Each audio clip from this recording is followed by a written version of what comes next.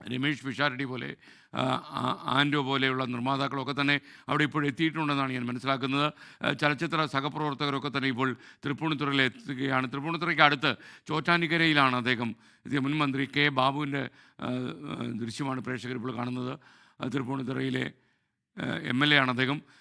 ആൻഡോ Joseph ചലച്ചിത്ര നിർമ്മാതാവിൻ്റെ ദൃശ്യവും ഇപ്പോൾ കാണാം.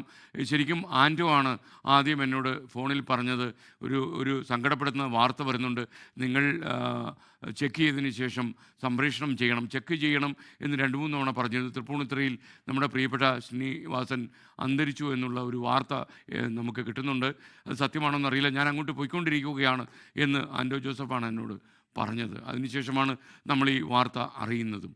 എന്തായാലും ഒരു നിമിഷം ഞാനൊന്ന് ഷോക്കിലായിപ്പോയി. ഞാനൊരു ലൈവ് പ്രോഗ്രാമിൽ നിന്നുകൊണ്ടാണ് ആൻഡോ ജോസഫിൻ്റെ ഫോൺ എടുത്തത്. അപ്പോൾ ആ ഫോണിൽ ഈ സന്ദേശം കിട്ടുമ്പോൾ നമുക്ക് ഏറ്റവും പ്രിയപ്പെട്ട ഒരാളിൻ്റെ വിയോഗം ഉണ്ടാകുമ്പോൾ നമുക്ക് എന്ത് പറയണമെന്ന് പെട്ടെന്ന് കിട്ടില്ല. ആ രീതിയിലായിരുന്നു. ഞാൻ ചെക്ക് ചെയ്യാമെന്ന് പറഞ്ഞ് ഫോൺ വയ്ക്കുകയായിരുന്നു. പിന്നീട് ഞങ്ങളുടെ പ്രതിനിധികൾ ചെക്ക് ചെയ്തപ്പോഴാണ് അത് യാഥാർത്ഥ്യമാണ്.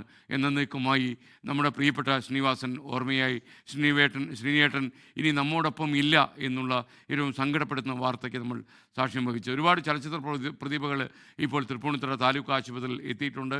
ലോകത്തെവിടെയായാലും ഏത് സമയത്തും 24 വാർത്തകളും ഓഗ്മെന്റഡ് റിയാലിറ്റി പാക്കേജുകളും എക്സ്പ്ലെയിനറുകളും വിശദമായി കാണാൻ ഞങ്ങളുടെ യൂട്യൂബ് ചാനൽ നിങ്ങൾക്ക് സബ്സ്ക്രൈബ് ചെയ്യാം.